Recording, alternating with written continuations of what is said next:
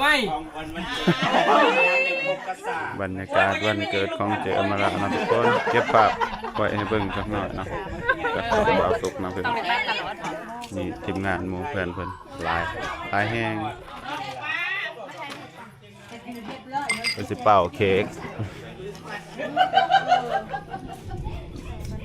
เค้กเขาแบบ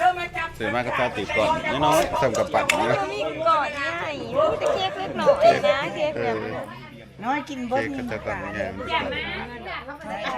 เน้นข้าวหอมเนาะเน้นข้าวหอมแฮปปี้เบิร์ธเดย์นะจ้ายินดีมีแฮงร่ำรวยเช่นกันจ้ายอดวิวปังๆคือเก่าตลอดไปเราก็จะเป็นเพื่อนกันตลอดไปโดยเอา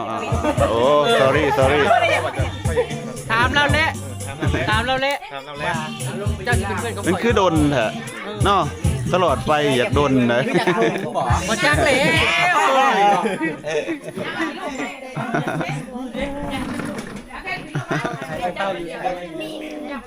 ไปไหนนะแม่คุณที่มาโอเคผมคนเบิดหมู่บ้านก็ยังได้เนาะคนหลายหมู่คนรถจักได้รถนั่นเอวมันบ่ไม่คือเพลงเศร้าแล้วบัดนี้เนาะให้เปิดเพลงเนี่ย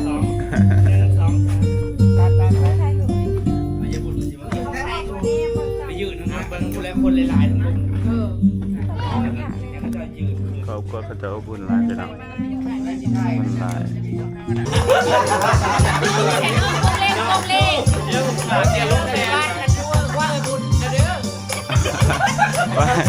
วันเกิดยูทูบเบอร์เนาะประมาณนี้เนาะทุกคน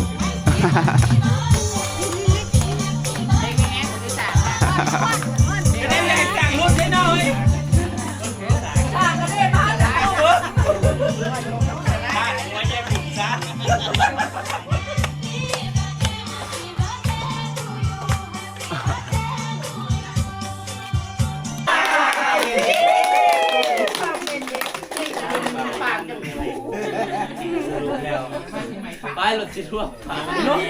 รถนะมันลมกี่ตุ่มบอยอาจารย์ก็มีมาปะระวังมาน่ะเด้อผมรอจะปีจับถือจับอยู่กับคนไทยบอกจูดสมองเดี๋ยวดิที่มันลงมือบอกว่าจิ้วเลยพี่จะบอกพี่เปล่าน่าเห็นบอกจูดสมองอันอยู่เจ้าของยังจำไม่ได้พี่น้องแกสักนั่นแหละ5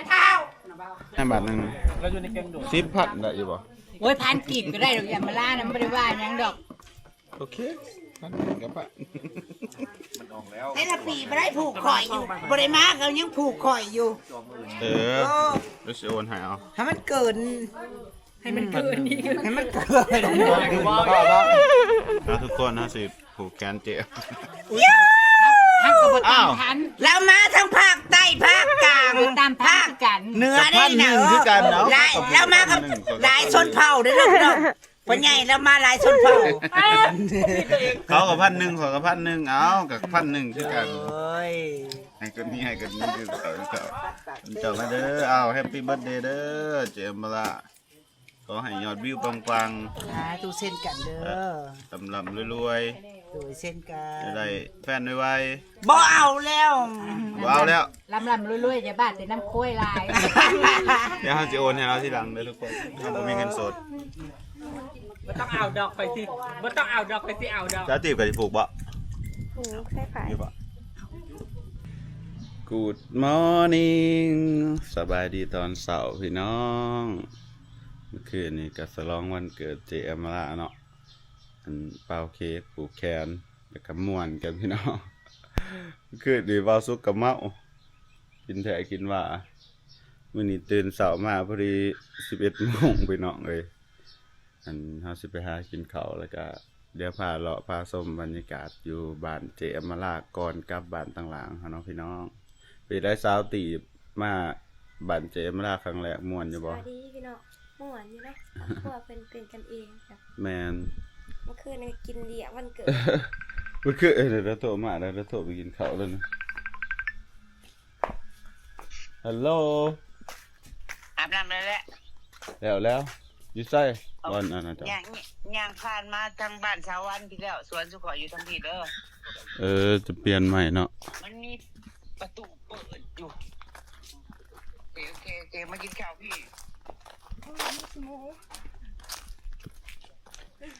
มาอ้อยแล้วเลี้ยงหมูว้าวพี่น้องเพื่อนสาววันผู้เสื้อขาวคนเด้เห็นอยู่บ่แล้วเฮ็ด YouTube จนเก็บเงินจนได้เฮือนสาติเบ้อนี่พี่น้องอันนี้คือบ้านสาววันลั่นทุ่งเด้อทุกคนเฮามาบางปีก่อนนี่มาดำหน้านี่บ่ทันได้เฮ็ดหยังสำนอนยังมีแต่โค้งนะได้เฮ็ดโค้งไว้แล้วก็มาหอบนี่เพิ่นก็เรียบร้อยแล้วเจ้าของเพิ่นจะไปใส่ถ้าว่าสิให้เพิ่นมารีวิวเพื่อนอยู่ฮะมารีวิวเองซะอันนี้นี่แหละตะกี้แล้วอยู่นี่สวัสดิ์แล้วก็มีเถื่อนแถวนี้พี่ใส่บ่ เอาข้าวไปย่างมายังทาน จักแล้ว หลับแบบนี้ก็ซื้อซ้ายสดเลย เนาะโอ้ผูกกระถ่อมแล้วอยู่พูดนะพี่ ยังไปทางนั้นนั่นแหละบ้านสาววันสวยมากพี่น้องแล้วเฮ็ดแบบเป็นกระจกเนาะแล้วจะเอากระจกมาใส่เนาะแล้วบ่เฮ็ดแบบปองเยี่ยม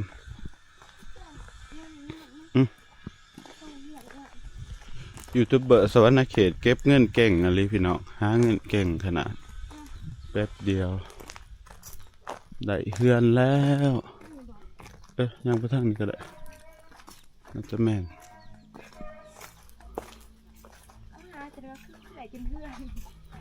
แล้วก็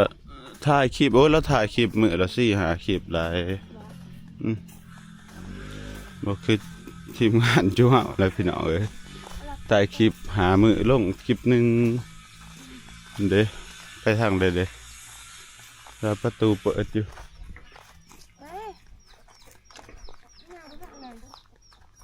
บนจักคือกันไปทางใด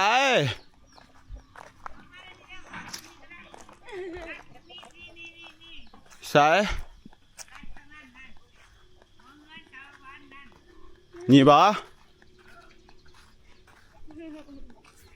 ย่างโลอยู่ไปจ้างข้างไป คือสิจากเนาะ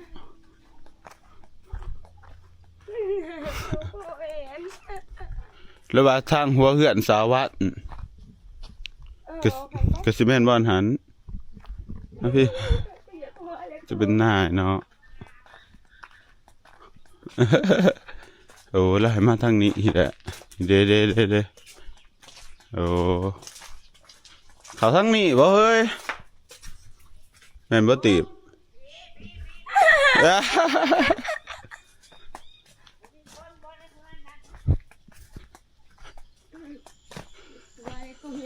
บ่อนใด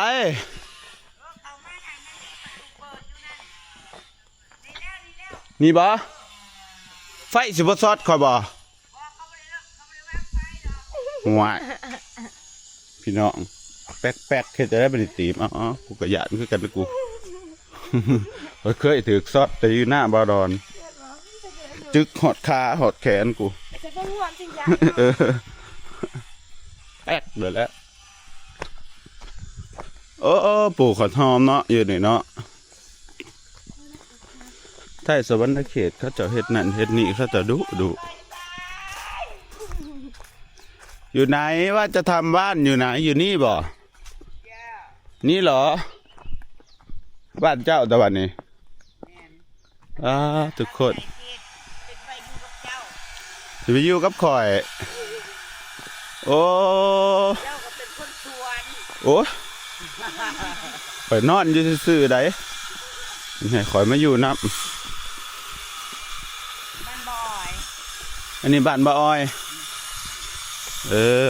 ทุกคนพากันเฮ็ดบ้านเฮ็ดเทือนเบิดแล้วพวกนี่โอ้ยบ่าวสุกแล้วทำไมมีอะไรบ้านรวยบ้านที่อยู่น่ะก็เป็นบ้านมันมีก็เอามาลาอยากบ้านเก็บออกเงินหาได้ผัวหั่นเด้กะว่าสิได้ผัวแท้ๆบัดเขาบ่เอามีบ้านมีคอนโดมีทีวีมีตุ๊กตาบายเนาะสุดท้ายผู้ชายบ่เอาโกได้ห้องนึงก็4 คูณ 6นี่ทุกคนเฮาหาก็เคยมาเนาะเห็น พอเห็นจะท่ายอยู่กระท่อมขอยคิดว่าอยู่หลังบ้านบอนหันบอนเฮาไปดำนาเด้ก็นั่นบ่แม่นเนาะแสดงว่าพวกเอาก้อยมาหันอยู่นี่ มันกินกันอยู่นี่ อันนี้แทงน้ำเพิ่นแทงน้ำผสมของน้ำ อันนั้นก็จุดชมวิวไรน่ะ แม่นจะบอก บ่แม่นแทงน้ำบ่ โอ้สร้างขึ้นไปเสร็จค่านั่นเล็ก เป็นบ้าผมบ่ไปซุบวิวน้ำเจ้าเลยอยู่หัน โอ้มีคลองด้วยทุกคนเลี้ยงปลาอีหยังอันนี้ น้ำก็เลี้ยงป่านี่ เพิ่นมีน้ำมาไหนแล้วปุ๊บปิ๊บปิ๊บปิ๊บปิ๊บขึ้นเห็นบ่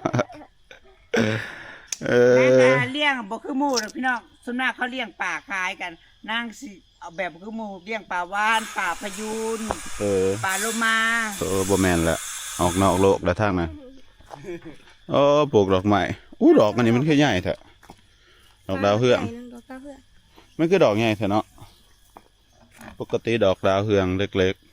ๆเพิ่นออกมาเฮ็ดบ้านสวนพี่น้องกะข้างๆกันนี่เนาะกับเพื่อนลังนะ มาที่บ้านป่าให้เบิ่งลูกมากินป่า ใส่ แม่เมื่อกินหัวอาหารแล้วให้เจ้ากินบัดนี้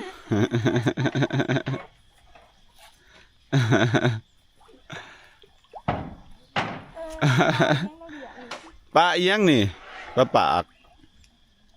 แม่นว่าติด ป่านินแล้วก็ป่าตะเพียน ปลาปากกับปลานิน ป่าจันทร์ ปลาปากกับปลานินคักนอเศรษฐกิจพอเพียงเพิ่นว่ามีบ้านหลังหนึ่งมีสระไว้ร้อยน้ำเด่น ความคิดก่อนกับแบบว่าเรามีบ้านหลังหนึ่งหลังบ้านเราก็เป็นสวนมีปูมีปลาปลูกนั่นปลูกนี่แล้วก็อยากมีผัวสักคนอยากมีผัวคนหนึ่งแล้วก็มีลูกอีกสัก3 คนก็พอ ลูกนี่มันสิออกอยู่บ่ ทุกคนสบายดีเด้อพี่น้องสบายดี เมื่อคืนนี้พากันเมาจนอันนี้เนาะพี่น้องโอ้ยข่อยบ่ได้เมาแล้ว เฮ้ยเมาจะได้ ตื่นมาโอ้ยบ่าวทุกข์ลงมาดึง3 เถื่อที่นอนก็ไม่นอน ปล่อยไปดึงบ่าวอ้อยนอนคือคอนใหม่นี่บ่ติงนี่ก็บ่ตื่นเลย บ่อ้อยเปิดตู้ให้แน่นี่ อันนี้ก็ผัวใหม่ข่อย ผัวใหม่ ผัวเก่าเลิกไปแล้วไปลงนั้นแล้วจะติรักฉันจะลงโทษเธออันนี้ก็หมู่เพิ่นเรียนจบมาเป็นอยู่บ้านเดียวกันนี้จักหลายปีแล้วชาปังทอง โอ้ทางข่อยกายมาอยู่แถวนั้นพูเมืองชาปังทองแสงสวรรณเขตพี่น้องจะมากินข้าวอยู่นี่เนาะเดี๋ยวถ่ายให้เบิ่งบรรยากาศเพิ่นเด้อพี่น้องอันนี้เป็นบักเขือบักเขือเพิ่นก็กำลังสิเป็นใส่แม่นบ่โอ้เพิ่นปลูกบักเขือเนี่ยเอาบักเขือหำมาขอย่านเพิ่นเอาไว้ใส่แนวอื่นเด้อเจมาละอันนี้ก็มีไผ่นำเนาะทุกคนมีผักบัวละพาอ้อมน้องเพิ่นโอ้อันนั้นบักพริกนี่เด้แล้วปลูกยังกับเป็นเนาะคักเนาะอันนี้บักพริกเพิ่นคือเหี่ยวตายแท้มันบ่พอนะบ่ไปเดี๋ยวพาเลาะสวนเจอมราจักหน่อยนะพี่น้องโอ้ยนี่ต้นอีหยังอันนี้แม่นว่าต้นอีหยังวะมันพะตีนนะหรือว่าก้อยนะแม่นบ่อันนี้บักพริกเพิ่นพี่น้องอันนี้กระเจี๊ยบตะบ่าบ่เจมารากระเจี๊ยบบ่นี่ปากสมพอดีเจกระเจี๊ยบตะบ่านี่เนาะกระเจี๊ยบบักสมพอดีไปเดี๋ยวพาทัวร์บรรยากาศบ้านเจมาลาเด้อพี่น้องบ่ได้มาโดนเปลี่ยนแปลงหลายอย่างเนาะแป๊บเดียวป้าน้องไม่ปลูกพี่เดียวเป็นใหญ่ปานนี่เลยบ่แล้วเห็ดปลูกยังก็เป็นเนาะเอามาซับเด้หรือว่าแล้วปลูกไว้แต่เฮิงแล้วแต่ว่าปีกายขอยมาคือบ่เห็นโอ้อันนี้คือกระเจี๊ยบนะทุกคนกระเจี๊ยบหรือว่าปักม่วงแล้วกระทั่งนี่เพิ่นเฮ็ดเป็นขัวขามตีเมืองเนี่ย ขัวขามข้องเพิ่นหรือว่าแบบกินเมาลงดินน้ำอยู่ข้องตัวนี้เนาะเฮ้ยงู งูยังค่ะ งูอันนั้นงูยังวะงูลำเสือก เดี๋ยวแม่นาคี เจมาละมีงูน้ำเนาะมันขึ้นได้อยู่ว่าดิมันตกนี่เราเรียกเขางูเจมาละนั่นเจ๊ของเอาหอดหรอบ่จะถามน่ะ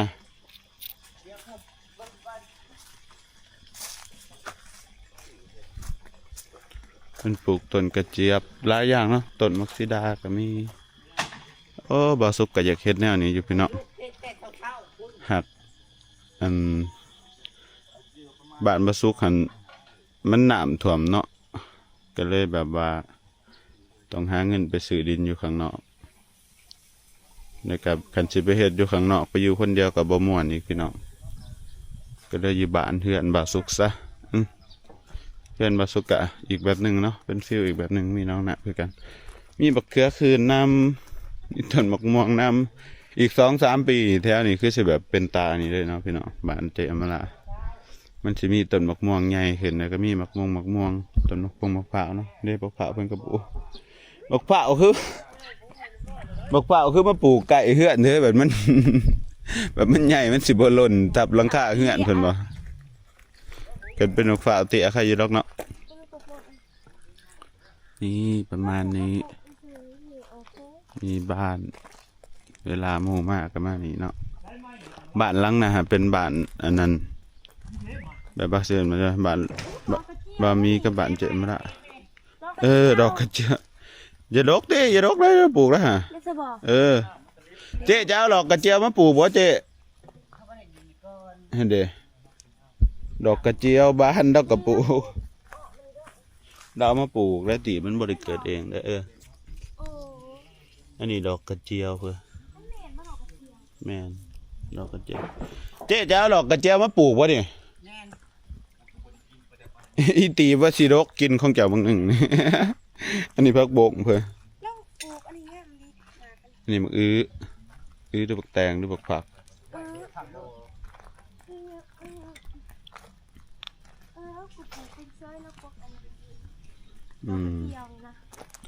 ปลูกก็ได้เนาะ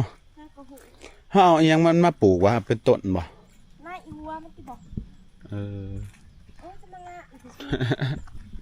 แล้วหมักปลูกด้วยเจมาละนี่ก็ทุกคนเฮาก็สิพาชมบรรยากาศประมาณนี้เนาะมาเลาะมายามเพิ่นแล้วก็จักหน่อยก็เลยกลับแล้วพี่น้องเฮาสิพากันมากินข้าวก็เดี๋ยวให้คนอื่นถ่ายคลิปเนาะสุกก็สิได้จบคลิปไปเพียงสำนี้เด้อฝากพี่น้องกดไลค์กดติดตามเป็นกำลังใจให้2บ่าวสุกในเด้อพอสิจบคลิปได้ให้คนอื่นถ่ายไปถ่ายก็ได้มาเฮ็ดกับเขาแล้วให้นั่งนี่บ๊ายบายจบคลิปแล้ว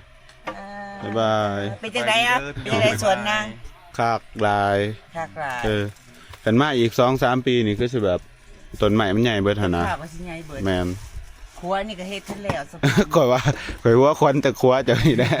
ย่างไปย่างมาเวลาเมาเขาว่าตกคล้องเพิ่นแท้เพิ่นเมาเพิ่นไตซื้อได้จังได๋แม่นบ่เปิดกล้องเอาขากล้องมาตั้งบ๊ายบายเด้อทุกคน